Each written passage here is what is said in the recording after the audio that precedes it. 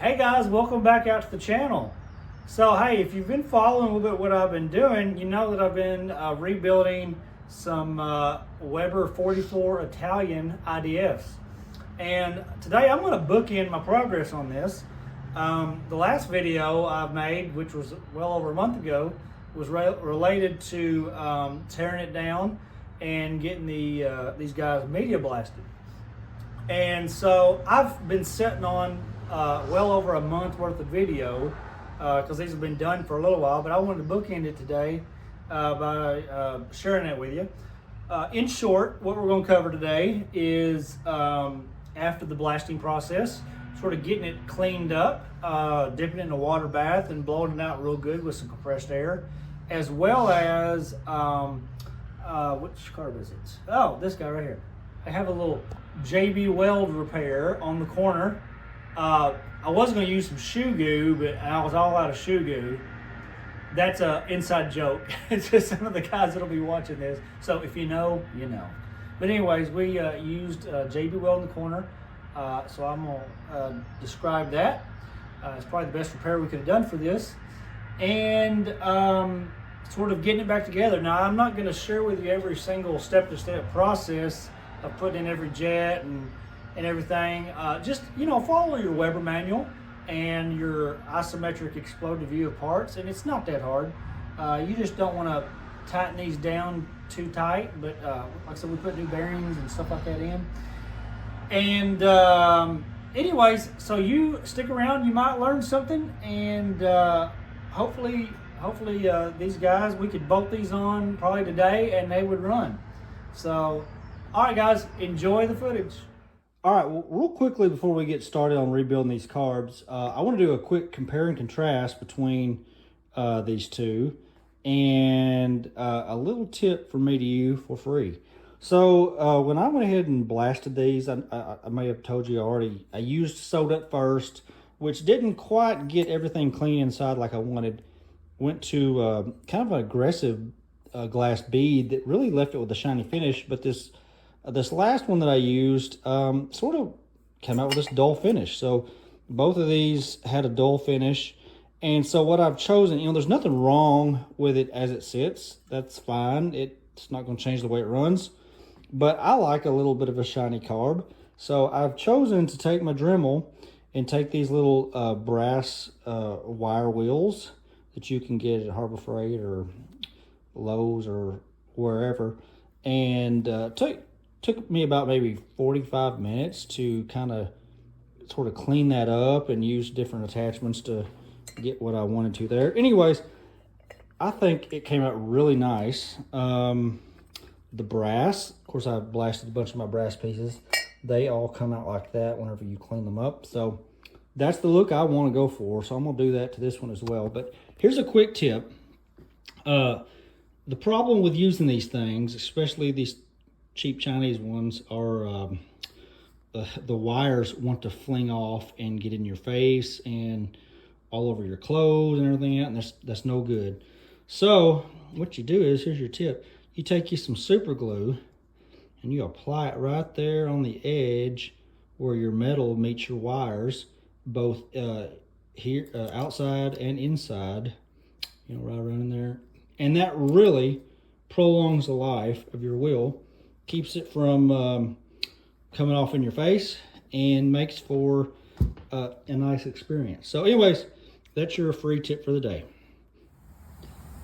So what I'm doing here, I'm giving these carbs, now I've blown them out so many times. So the passages should be all pretty clean and clear. But you know, there's some residual dust and stuff from using the brass wire brush on that. So I just give it a little bath. It's probably unnecessary, but sort of get down in there, and I'm gonna blow her out while it's in here. All these little passages, which is quite a bit of a mess. But you know what? You can never be too safe.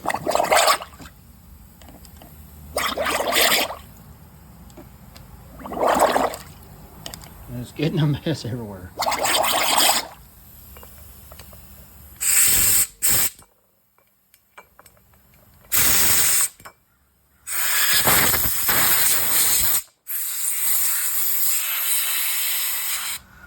folks, I originally thought this little hot water bath process was probably a waste of time, but I'm going to amend my thought.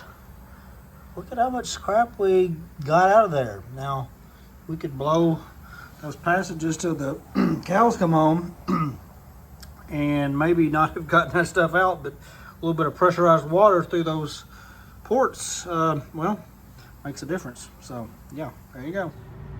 Okay, now that we got all these passages blown out and cleaned and dried, we're on to filling in the gallery plugs. And the best thing to do, or to use to do that with, is number 4 lead shot. I was fortunate to have a friend who loads those up, and he gave me a whole pill bottle full. So anyways, to get those to really do what you want to do, you can set them on the ground or some sort of metal and give it a couple little whacks. Sort of flattens it out a little bit and makes it where it'll fit a little bit better into those passages. So I'm just going to fill one in just as an example to show you how we do it. So, or I'll try to on camera. Sometimes it's kind of hard to do this sort of thing with the camera in your way, but probably best in a vise. But I'm trying to show you what I'm doing, so it can take you a punch. Remember how in the beginning I told you a good set of punches will make your life much easier in this? Well, this is one of those cases. And just get it as centered as possible. Put your punch on there. See what I mean? If we had just used the ball, it wouldn't have gotten it filled out as much as it needed to be. But here goes nothing. Okay, it's already starting to kind of get interference fit in there. Okay. Yep.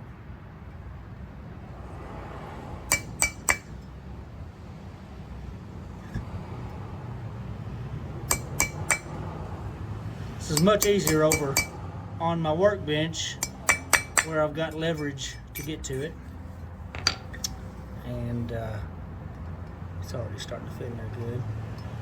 But I like to kind of get it as close to the top as possible without just shoving it in there. Alright. And sometimes you can kind of flatten out. Yeah, see, it's already kind of coming off. You can take some of that lead, depending on how you drove it in there. Take some of that lead, come off the top, and that's close. I need to clean it up a little bit more. We'll tap it a few more times up top, on the sides. And there goes the air compressor.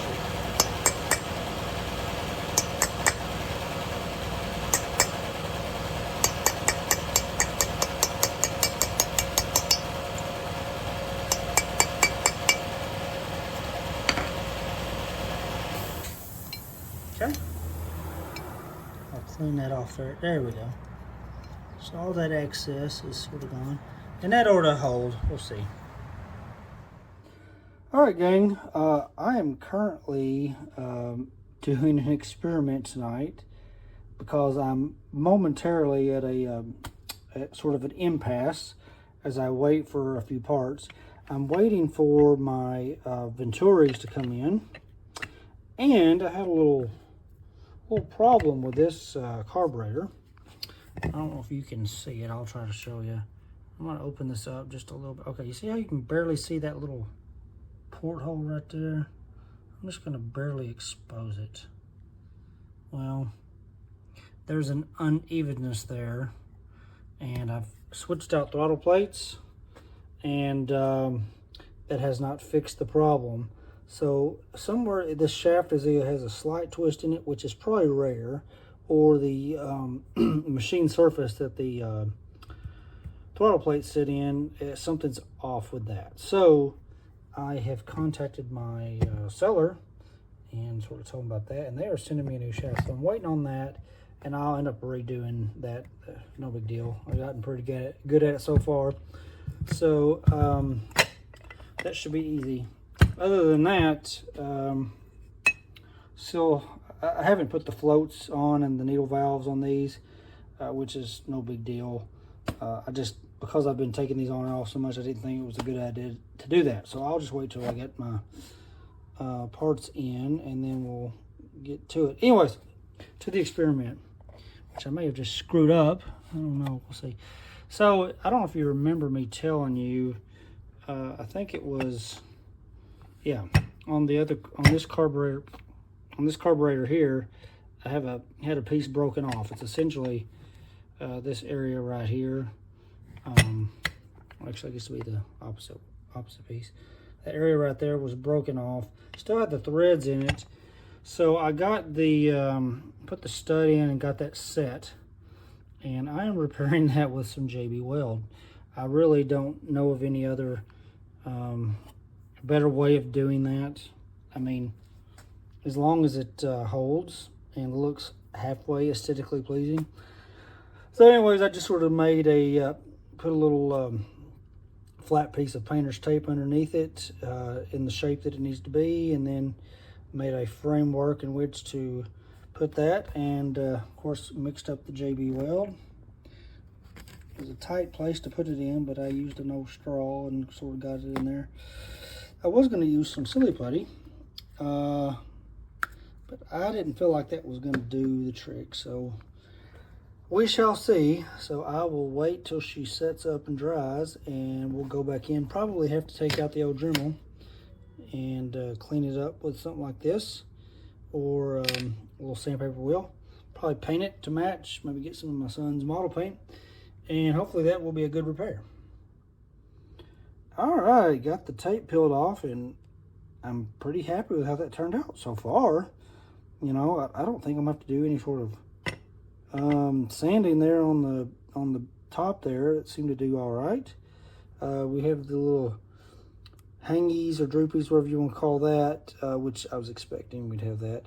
But I can't do anything with it right now. It's still somewhat pliable, so it needs to fully cure and harden for, I'd say 24 hours would probably be the safe bet, and then I can go in and do the shaping. I'm not going to try to get it perfect. It doesn't matter. I just want it to hold. So, yeah. I'll pick back up when that's done. So currently, I'm trying to shape this just a little bit. And I'm going to need both of my hands to make sure I don't screw anything up. But that's coming along pretty nicely. And it's not going to discolor it too much, so I think it'll be fine. Let's check back when we're done. Okay, well, the repair is done. Now, just with a few little Dremel bits, I have sort of shaped this, and it isn't perfect. You know, there's a gap right in there, but I chose to leave it alone, leave it flat, because I think it gives that area strength. And let's face it, it needs strength with what's going on. But yeah, I was considering painting this with some of my son's model paint to kind of make it look more like the car, but I don't, you know what, that's going to be somewhat shaded by my my filter and all that sort of thing. And yeah, if anybody's looking at that careful, who cares? I don't care. As long as it works and it just doesn't stand out like a pimple on a model, I'm happy. Okay, I think it'll work, buddies. I think all we gotta do now is get my ventuis back in and the rest of it, and we're done. Well, all right, friends, there you have it. I hope you enjoyed our little journey rebuilding these Weber IDFs. You know, I'm very happy. I'm gonna call them done. I'm proud of how these things have turned out. Now, a brand new set of genuine Weber IDFs with the air cleaners and all that stuff. Today runs, last I looked, $1,200. So we've gotten, just by doing a nice little rebuild, buying a rebuild kit, we have been able to have us a nice set of genuine Italian Webers for pennies on the dollar for what a new set would cost. So I'm hoping they run well. I think that they will. I don't see why they wouldn't. We all got all new parts. But anyways, I'm gonna, like I said, call these done.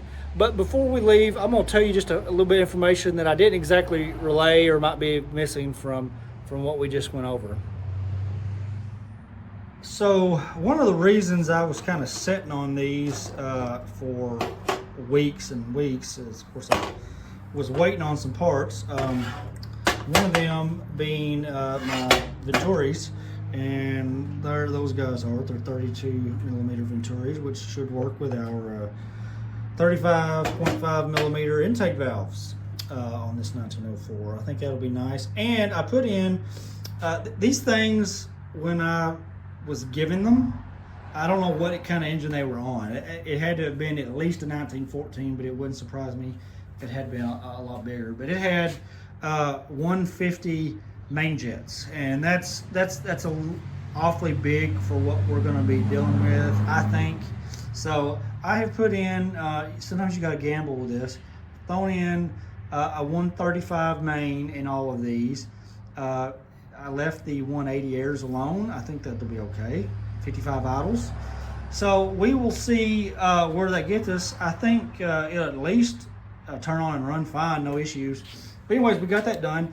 And you may have heard me say I was having a problem with my throttle plates lining up correctly with the progression ports. Well, I contacted my part seller for the rebuild kit, and they ever so kindly sent me another shaft. I went ahead and stick those in and checked out the throttle plates, and they are perfect. They line up fine. So that will help avoid a tuning nightmare that would have otherwise happened. So I think what it was is probably just the machine surface of where the plates left. I don't think that the shaft was twisted. But anyways, we're gonna call that done. Other than I might come back. I got other fish to fry at the moment as far as this project goes and other things go. Webers, especially if you're an off-road guy, tend to clog up I guess the idle jets, and they make, or you can make your own jet doctor, which will basically extend, you know, it almost like this. It extends a little airline up to keep dirt from getting down in there. There's other videos on that if you're looking for information there, but I may go back and do that as a preventative measure since I do off-road. But other than that, we're done. So let me just show you where we're heading next. So next on our project here for this 1904 build, we're going to take our, I guess I don't know if they're made in Mexico or Brazil, I'm not sure, Autolinea 040 heads. They are stock valve sizes, but they, as far as I could tell, are fantastic heads. I went ahead and I've used my tool that gets the valves out. I've already removed the valves from this right side head and the springs and all that stuff. So our next step is going to be, we're going to go in, and since we got a 1904, we're at the very edge of what I would consider what is right for the valve size. We can still get away fine with a 35.5 intake valve. We just need to maximize our efficiency. So we're going to go in and we're going to port by raising the roof here, maybe sort of elongating slightly this port, and doing some work with the exhaust, bringing that out to meet up with our 1.5 inch exhaust. And these will flow nicely. We'll get into that in another video. But nevertheless, that's it. And I'm excited about that, so check that video out. Well, there you go once again, guys. I appreciate you stopping in and checking out what we're doing. Like I said, there'll be plenty of other videos to go. We'll get those heads taken care of so I can finally get the block, or sorry, the case and the heads off to the shop to get bored out. We pretty much have most all the parts we need, except for the pistons and cylinders, to put this guy together. Got the cam, got the stroker crank, everything, rockers, rocker shafts, all that good stuff. And so we'll get on that whenever we get her back from the machine shop. So until next video, We will see you.